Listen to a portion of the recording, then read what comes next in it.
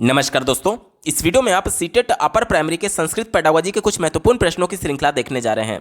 Upper primary CTET Sanskrit pedagogy series की ये प्रमुख दूसरी वीडियो है। अगर आप सीटेट अपर प्राइमरी के साथ साथ प्राइमरी के सभी सब्जेक्ट्स के पेडागोजी के अलावा सीटेट प्रीवियस ईयर दिसंबर 2021 के प्राइमरी और अपर प्राइमरी सभी शिफ्टों के कंप्लीट पेपर सॉल्यूशन को डिटेल में देखना चाहते हैं तो इस वीडियो के बाद इस वीडियो का डिस्क्रिप्शन जरूर चेक करिएगा। और अगर आप चैनल पर पहली बार विजिट कर रहे हैं तो इसको सब्सक्राइब करते हुए बेल आइकन को जरूर प्रेस कर लीजिएगा सीटेट, यूपी टेट और सुपर टेट की बेहतरीन तरीके से तैयारी करने के संदर्भ में।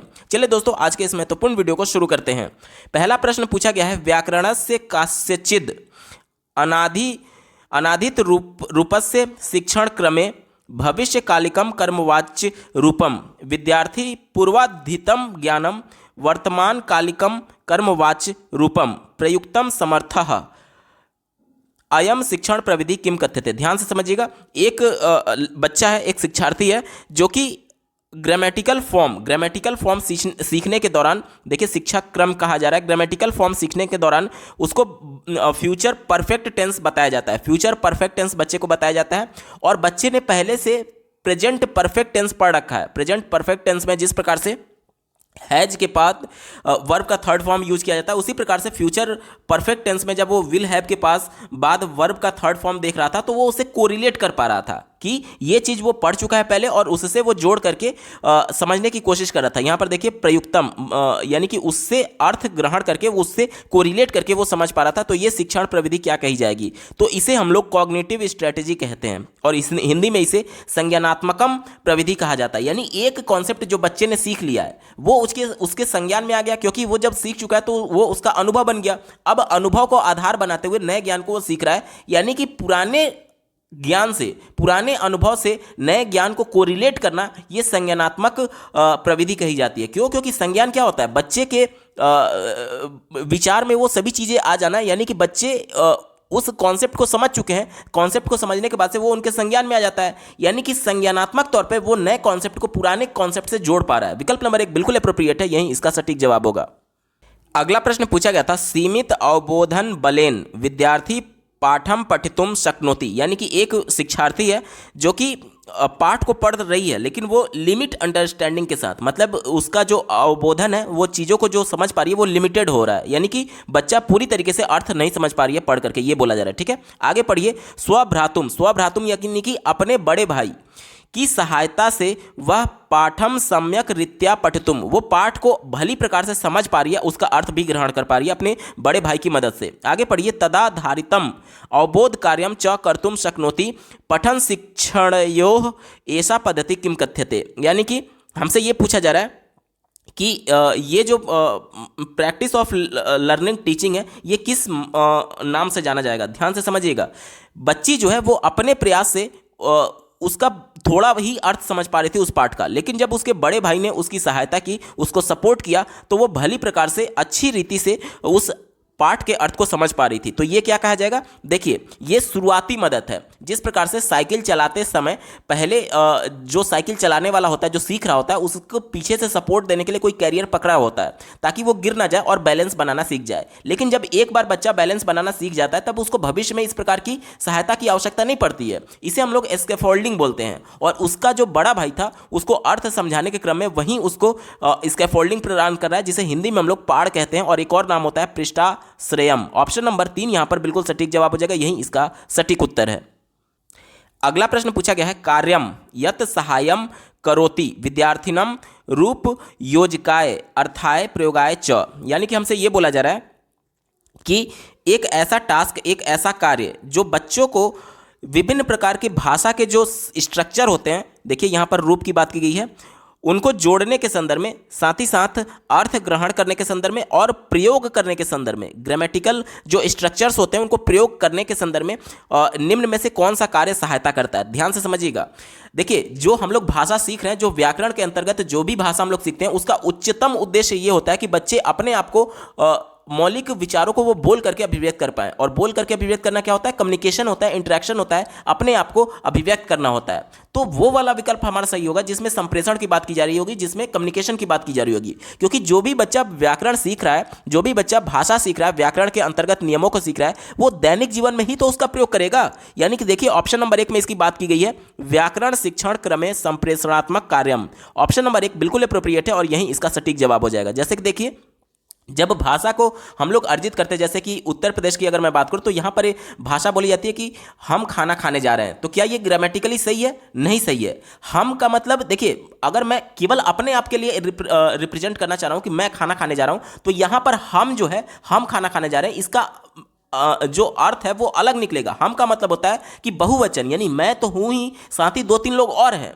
तो अगर मैं केवल इंडिविजुअली अपने लिए प्रयोग करना चाहूंगा कि मैं खाना खाना चाहता हूं, मैं खाना खाने जा रहा हूं, तो वहां पर हम नहीं बल्कि मैं होना चाहिए। तो ये ग्रामेटिकली चीज, grammatically structure, grammatical forms, grammatical meaning सीख करके हम लोग इसका प्रयोग कहां करेंगे? दैनिक जीवन में जो गलत बोल रहे थे उसका सही तरीके से प्रयोग करना सीखेंगे। यही विकल्प नंबर 1 बोला जा रहा है। विकल्प नंबर 1 बिल्कुल अप्रोप्रिएट है और यही इसका सटीक जवाब होगा। अगला प्रश्न पूछा गया था, व्याकरण ज्ञानार्जन क्रमे अधोलिखितेषु कः प्रबंधक जन्म इति प्रविधि कथनीयः। यानी कि हमसे ये पूछा जा रहा है कि निम्नलिखित में से कौन सा स्ट्रेटजी ग्रामर सीखने के दौरान कॉन्शसनेस रेजिंग कही जाती है। कॉन्शसनेस रेजिंग कौन सा विकल्प है वो हमसे पूछा जा रहा है। देखिए कॉन्शसनेस रेजिंग का मतलब ये होता है कि बच्चों का जो ध्यान है वो अपनी तरफ आकर्षित करना, बच्चों को जागरूक रखना, कक्षा में बच्चों को एक्टिव रखना। तो एक्टिव कैसे किया जा सकता है? जिस भी कार्य में बच्चा रुचि लेगा या फिर जिस भी कार्य के प्रति बच्चे की उत्सुकता होगी उसमें बच्चा रुचि लेगा। जैसे कि मान लीजिए मैं बच्चे को ग्रामर के अंतर्गत नाउन पढ़ाना चाहता हूं, तो मैं डायरेक्टली बच्चों को अगर नाउन का परिभाषा बताने लगूं तो बच्चा बोरियत महसूस करने लगेंगे। क्यों? क्योंकि वो चीज़ों को उत्सुकता भरी नज़र से नहीं देख रहे हैं। वो ये समझेंगे कि बस मुझे एक तरीके से परिभाषा बताई जा रही है। लेकिन अगर उसी को मैं इस प्रकार से रिप्रेजेंट करूं, कक्षा में खूब जोर से बोलूं कि लखनऊ, उसके बाद से बोलूं मेज, उसके बाद से बोलूं बिल्ली, तो उसके बाद से बोलूं कि श्याम, तो इन सब के बाद से बच्चा भी सचेत हो जाएगा कि आखिर टीचर ये बोल क्या रहे हैं। कभी जगह का नाम बोल रहे हैं, कभी जानवर का नाम बोल रहे हैं, कभी व्यक्ति का नाम बोल रहे हैं, कभी किसी वस्तु का नाम बोल रहे हैं। तो ये सब क्या है? तो बच्चा भी थोड़ा सचेत हो जाएगा, एक्टिव हो जाएगा, कॉन्शियस हो जाएगा।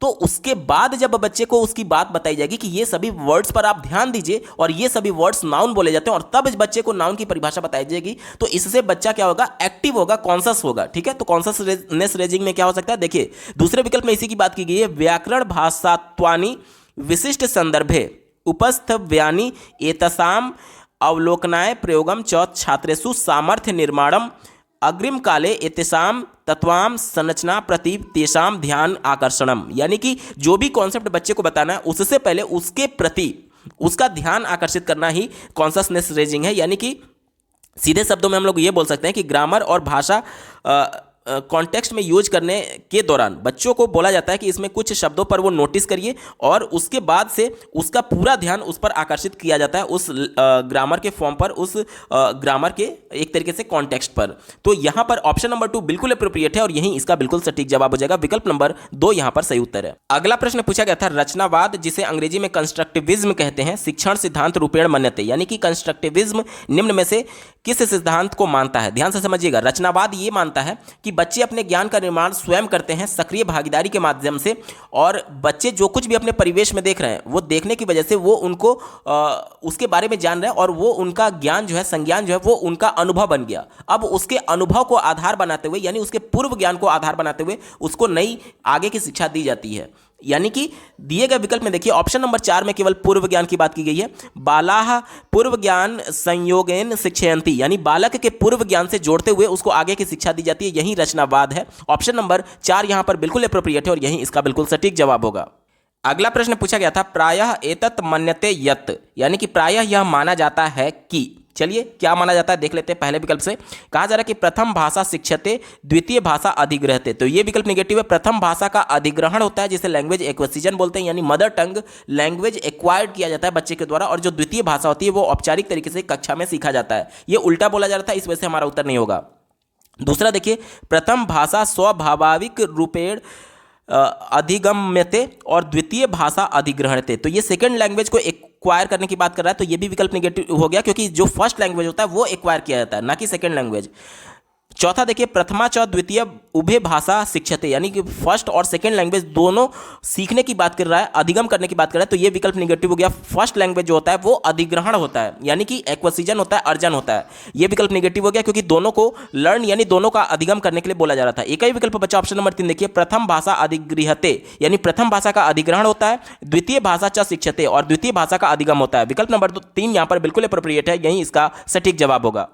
अगला प्रश्न पूछा गया था, LAD इतस्य पूर्ण रूपम अस्ति, यानी कि LAD का फुल फॉर्म क्या है, ये हमसे पूछा जा रहा है। तो LAD ये नॉम चॉम्स्की के द्वारा दिया गया एक महत्वपूर्ण टर्म है, जिसके माध्यम से उन्होंने बताया था कि प्रत्येक मनुष्य एक लैंग्वेज एक्विजिशन डिवाइस के साथ जन्मजात जन्म लेता है, जिसकी वजह से वो किसी भी भाषा का अर्जन कर सकता है जो फर्स्ट लैंग्वेज है, यानी जो भी उसको नेचुरल इन्वायरमेंट मिलेगा उसके जन्म के समय, और ये जो लैंग्वेज एक्विजिशन डिवाइस होता है वो उसको दूसरी भाषा सीखने में मदद करता है। तो इसका फुल फॉर्म क्या हो गया, लैंग्वेज एक्विजिशन डिवाइस। दिए गए विकल्प में देखिए ऑप्शन नंबर 2 इसका बिल्कुल सटीक जवाब होगा।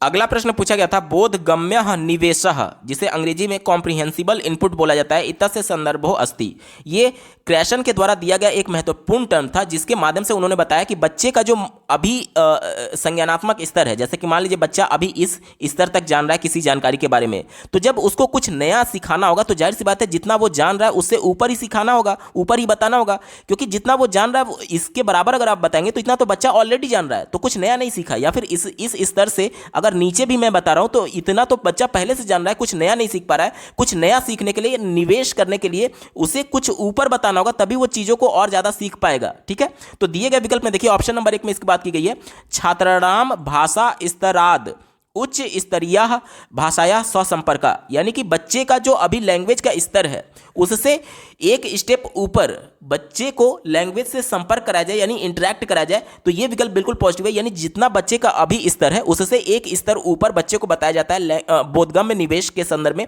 ऑप्शन नंबर 1 बिल्कुल एप्रोप्रिएट है और यही इसका सटीक जवाब होगा। अगला प्रश्न पूछा गया था, विभिन्न दर्शन ग्रहणस्य संदर्भो अस्ति, यानी कि विभिन्न दर्शन ग्रहण से का अर्थ क्या है, संदर्भ क्या है, ये हमसे पूछा जा रहा है। तो इसका एक और नाम होता है उदार दृष्टिकोण। तो इसका मतलब क्या होता है, जैसे देखिए आज हम लोग समावेशी कक्षा की बात करते हैं, जिसमें प्रत्येक बालक की जरूरत अलग है। जो बच्चा सुन नहीं सकता उसके लिए जरूरत यह है कि उसको कुछ विजुअल क्लिप्स दिखाया जाए, तो जो देख नहीं सकता उसके लिए मौखिक तौर पर हम लोग कुछ चीज़ें दिखाएं, और जो बोल नहीं सकता वो मुख बाधिर है उसके लिए हम लोग साइन लैंग्वेज का इस्तेमाल करें। तो ये सब कुछ रिक्वायर्ड है, क्यों, क्योंकि बच्चों की ज़रूरतें अलग हैं समावेशी कक्षा होने की वजह से। यानी कि एक ऐसा उदार दृष्टिकोण टीचर के द्वारा रखा जाए, एक ऐसी प्रविधि का प्रयोग किया जाए जो कि सभी बच्चों को एक तरीके से सीखने में मदद करे, यानी सभी बच्चों को उनकी ज़रूरतों के हिसाब से अलग अलग सीखने में मदद करे। वहीं इसी को बोला जाता है विभिन्न दर्शन ग्रहण से। ठीक है, तो दिए गए विकल्प में देखिए ऑप्शन नंबर 2 में बात की गई है, सर्वेशाम विधिनाम सक्षम प्रयोजनाम ग्रहणम, यानी कि विभिन्न प्रकार की जो विधियां होती हैं उन सबका प्रयोग करने के लिए टीचर सक्षम है। जितनी भी तरीके के प्रविधि है उन सबका प्रयोग करने के लिए सक्षम है। इसका मतलब कि बच्चा जो टीचर है वो समावेशी कक्षा के अंतर्गत पढ़ा सकता है, क्योंकि एक ही इंफॉर्मेशन को अलग अलग तरीके से रिप्रेजेंट करने की जरूरत पड़ेगी, अलग अलग विधियों से रिप्रेजेंट करने की जरूरत पड़ेगी। जो नहीं सुन सकता उसके लिए विजुअल क्लिप्स भी दिखाना होगा, जो नहीं बोल सकता उसके लिए साइन लैंग्वेज के भी, या फिर टोटल फिजिकल रिस्पॉन्स यानी संपूर्ण भौतिक प्रक्रिया का इस्तेमाल करना होगा, और जो नहीं देख सकता उसके लिए ऑडियो क्लिप्स और एक तरीके से इस प्रकार की चीज़ें बोल करके मौखिक तरीके से सिखाना होगा। तो ये सभी करने में अगर टीचर सक्षम है तो इसे ही हम लोग विभिन्न दर्शन ग्रहण के संदर्भ में जाना जाता है। विकल्प नंबर 2 बिल्कुल एप्रोप्रिएट है, यही इसका सटीक जवाब होगा। अगला प्रश्न पूछा गया था, कह उपागम एतत् मन्यते यद भाषा मुख्य रूपेण अर्थ निर्माणस्य साधनम अस्ति, यानी कि निम्नलिखित में से कौन सा अप्रोच ये मानता है कि भाषा मुख्य रूप से अर्थ निर्माण करने का साधन है। अब यहां पर साधन का प्रयोग किया गया है, यानी कि कुछ ना कुछ टास्क किया जा रहा होगा। तो ये क्या है, ये टास्क बेस्ड यानी कि कृत्य आधारित भाषा पाठनम। ऑप्शन नंबर 3 यहाँ पर बिल्कुल एप्रोप्रिएट जवाब हो जाएगा।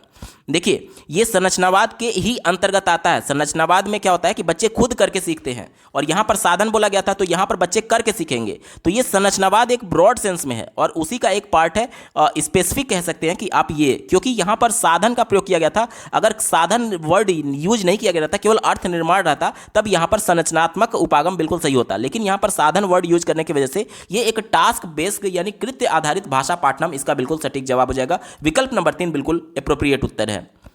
दोस्तों, संस्कृत पेडागोजी अपर प्राइमरी के संस्कृत पेडागोजी की महत्वपूर्ण प्रश्नों की ये श्रृंखला आपको कैसी लगी कमेंट के माध्यम से जरूर बताइएगा, क्योंकि आपका एक कमेंट मुझे मोटिवेट करेगा ऐसे ही महत्वपूर्ण वीडियो लाने के संदर्भ में। अगर आप सीटेट अपर प्राइमरी के साथ साथ प्राइमरी स्तर के सभी सब्जेक्ट्स के कंप्लीट पेडागोजी के अलावा सीटेट प्रीवियस ईयर दिसंबर 2021 के सभी शिफ्टों के कंप्लीट पेपर सोल्यूशन को डिटेल में देखना चाहते हैं तो इस वीडियो के बाद इस वीडियो का डिस्क्रिप्शन जरूर चेक करिएगा। और अगर आप चैनल पर पहली बार विजिट कर रहे हैं तो इसको सब्सक्राइब करते हुए बेल आइकन को जरूर प्रेस कर लीजिएगा सीटेट, यूपी टेट और सुपर टेट की बेहतरीन तरीके से तैयारी करने के संदर्भ में। इस वीडियो को देखने के लिए आपका बहुत बहुत धन्यवाद। भगवान करे आपका दिन शुभ हो।